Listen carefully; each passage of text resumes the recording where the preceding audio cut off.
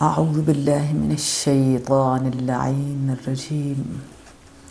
بسم الله الرحمن الرحيم. الحمد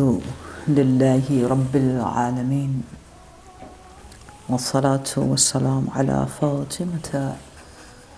أبيها وأمها وبعلها وبنيها والسر المستودع فيها بعدد ما أحاط به علمك، لنبشر أنفسنا بأن قد طهرنا بولاية سيدتنا ومولاتنا حبيبة المصطفى قرينة المرتضى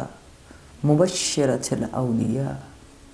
سيدة النساء فاطمة الزهراء سلام الله عليها، وبلغها منا تحية والسلاما، وآتنا من لدنك في حبها فضلا وإحسانا ومغفرة إنك ذو العفو الكريم۔ لاکھوں کروڑوں درود و سلام بر محمد و آل محمد اور اس کے ساتھی عالم اسلام میں جتنے بھی ماہ رمضان الکریم میں لوگ ہمارے ساتھ پروگرام مائدۃ الانوار میں دسترخوان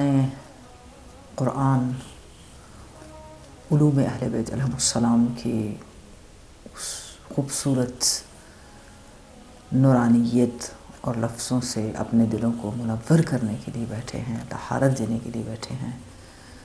سب کے دلوں تک مؤدبانہ صمیمانہ سلام عرض کرتی ہوں، اس دعا کے ساتھ کہ پروردگار عالم ہمارے ان جلسات کو، ہماری نشستوں کو ہمارے وقت کے امام کے ظہور کا ذریعہ قرار دے، اور ہماری عاجزی، ہماری انکساری، ہمارا خلوص، ہماری محبت، ہماری مودت بارگاہ محمد و آل محمد میں اس قرب کا ذریعہ قرار بنے جو قرب الہی کہلاتا ہے، قرب خداوند متعال کہلاتا ہے، دنیا و آخرت میں نجات دلاتا ہے، آبرومند رکھتا ہے۔ رمضان الکریم کے مائدۃ الانوار کے اس 7ویں حصے میں ہم جس پیغام کے ساتھ آپ سب کی خدمت میں دلوں پر دستک دینے کے لیے ریمائنڈر کے طور پر خوبصورت اور زیبا کلام آل محمد علیہ السلام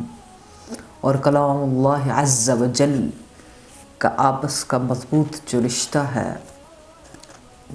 جو نبیت عالم سرور انبیاء محمد مصطفیٰ صلی اللہ علیہ وآلہ وسلم نے انی تارک فیکم الثقلین کتاب اللہ وعترتی کہہ کر اپنی امت کو ایک جگہ پر امت واحدہ کے سر پر اندر وجود میں، ایمان میں، روحوں میں، اقرار میں، تسلیم میں، سلم میں، اسلام میں اس کی روح اور حقیقت اسلام قرار دیا۔ لا يفترقا حتی یرد علی الحوض۔ یہی بات، یہی تبرک اس وحی سے دھلی ہوئی زبان نبی پاک صلی اللہ علیہ وآلہ وسلم کی کلام سے اپنے وجودوں کو منور کرنے کے لیے، اور آج جو اتنا زبردست خزانہ، جو اتنا بہترین اور مستقیم کنیکشن اور بہترین مستقیم صراط، وَاعْتَصِمُوا بِحَبْلِ اللَّهِ جَمِيعًا وَلَا تَفَرَّقُوا، اسی کے زیر سایہ اس آیت کے ساتھ جوڑتے ہوئے یہ سب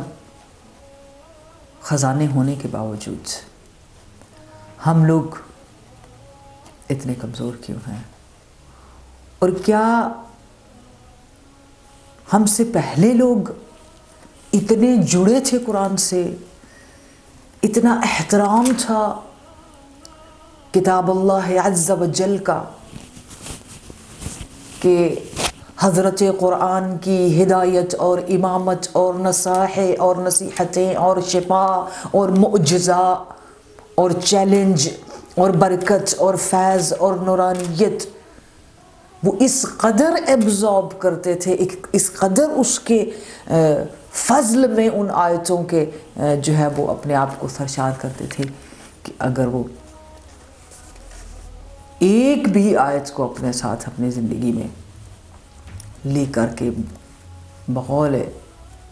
اور فرمان روانی امیر المؤمنین امام المتقین علیہ السلام کے کہ ایک ہی آیت اگر جو ہے اس کو لے کر اس کی تاثیر میں ہم آگے نکل جائیں تو یہ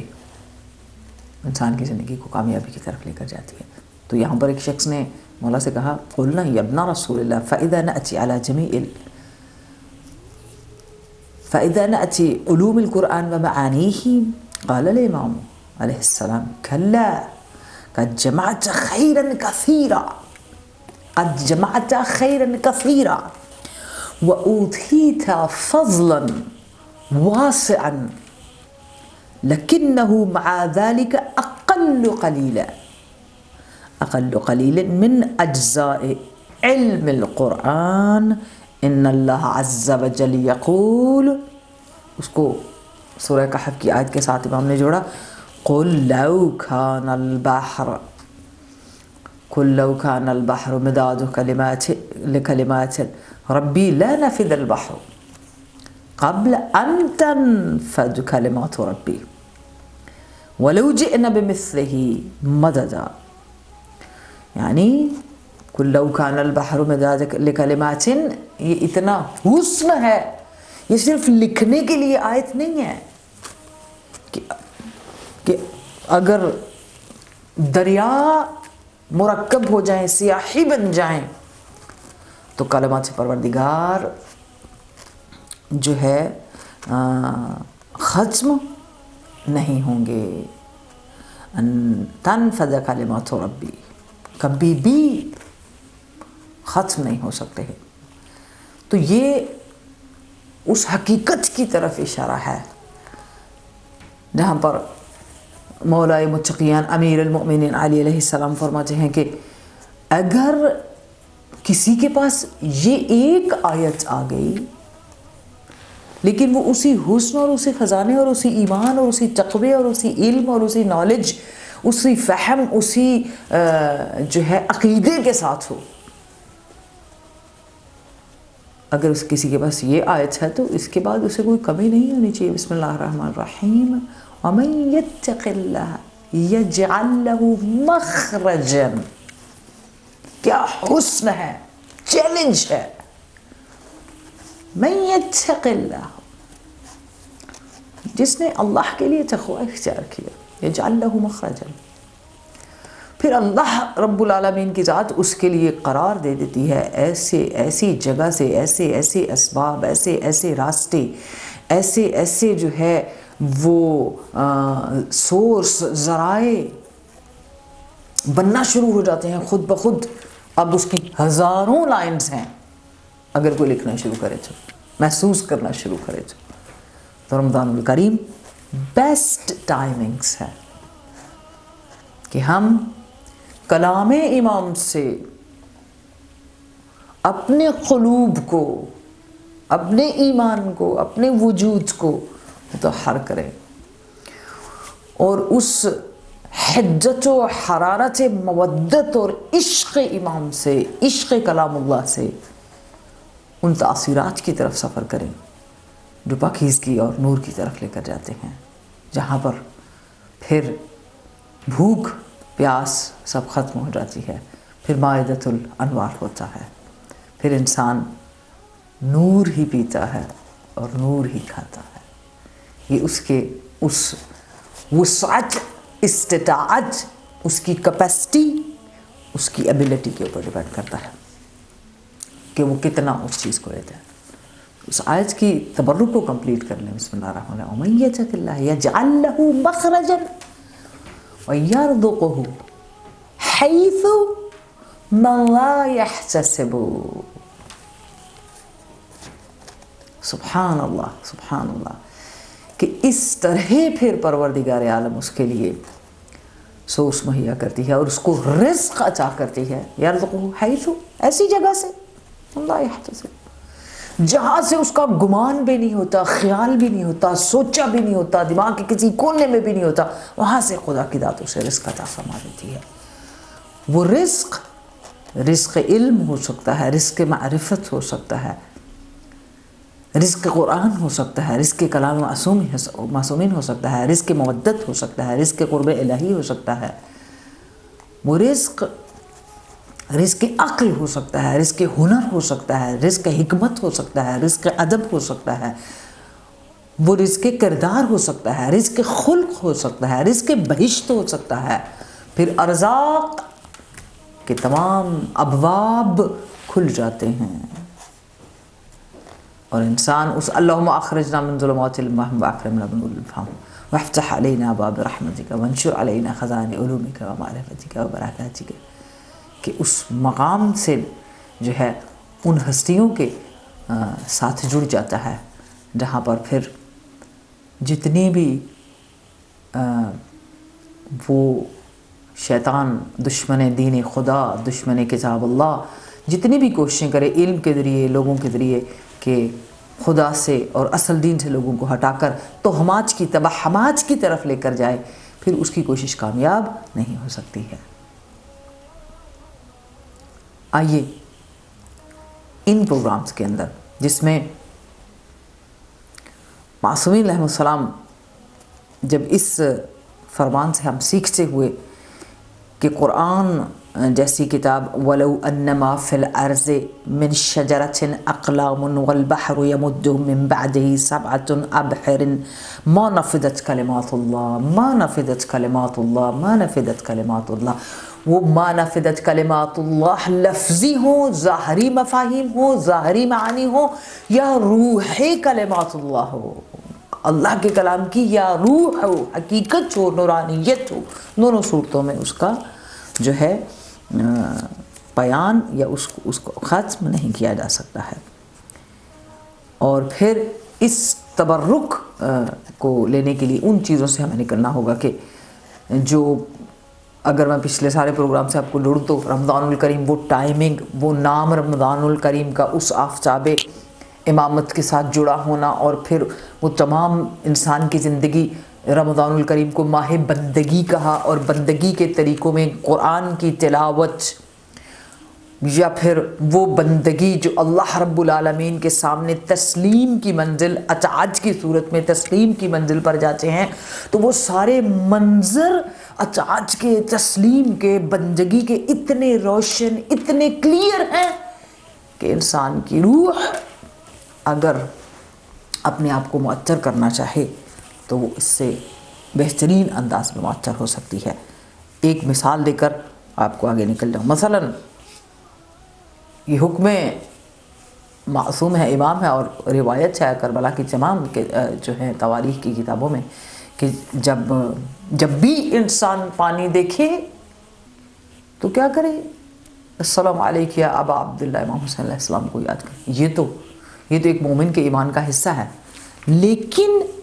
رمضان الکریم میں بندگی کے اندر اطاعت کے مفہوم کو، تسلیم کی منزل کو انڈرسٹینڈ کرنے کے لیے معیار دیکھے، پیمانہ دیکھے کہ عام دنوں میں تو پانی دیکھ کر ابا عبداللہ کا نام لو، لیکن رمضان الکریم میں جب پانی سامنے دیکھیں اور پھر اطاعت کی منزل میں اس کو چھو نہیں سکتے ہیں، تو اس پیاس میں متی اس آواز کو سنے جہاں امام کھڑا ہو کر السلام علیک یا ایھا المطیع للہ ولرسولہ، اور ابی الفضل العباس کا نام لیا جاتا ہے. رمضان الکریم میں جب پانی دیکھو تو تشنگی ابی الفضل العباس کو یاد کرو، کیونکہ اطاعت کی منزل تھی، پیاسے بھی تھے اور پانی سامنے بھی تھا. مگر بندگی اور اطاعت میں اس دین اللہ کی، جو دین حسین علیہ السلام کی صورت میں ان کے وجود میں ان کا عشق سرایت کر رہا تھا، وہ بندگی کی منزل پر، اطاعت کی منزل پر، سامنے پانی ہوتے ہوئے اور تشنگی، قیامت کی تشنگی ہوتے ہوئے پانی کو مس نہیں کرتے ہیں، پانی کو پیتے نہیں ہیں۔ جیسے ہم رمضان المبارک میں اپنی بندگی کو، اپنی اطاعت کو اپنے امام، اپنے رب العالمین کے ٹورڈ ثابت کرنا چاہتے ہیں، تو ہمیں اپنی وفا اور اپنی بندگی اور اطاعت کے لیول کو اس معیار میں دیکھنا ہے جو کربلا کے میدان میں دریا کے کنارے سقائے سکینہ ابی الفضل عباس علمدار لشکر حسین علیہ السلام نے قیامت تک کے اطاعت گزاروں کے لیے فراہم کیا۔ آئیے آج کے روزے میں، آج کے دن میں، اس کائنات کے سب سے عظیم مطیع للہ جسے امام کہے، ان کے نام پر اپنی اطاعت کو چارج کریں اور قرب الہی کے لیے فریاد کرتے ہوئے مناجات کریں، یا کاشف الکرب عن وجہ الحسین علیہ السلام اکشف کربی وکرب المؤمنین بحق اخیک الحسین علیہ السلام۔ والسلام علیکم ورحمۃ اللہ وبرکاتہ۔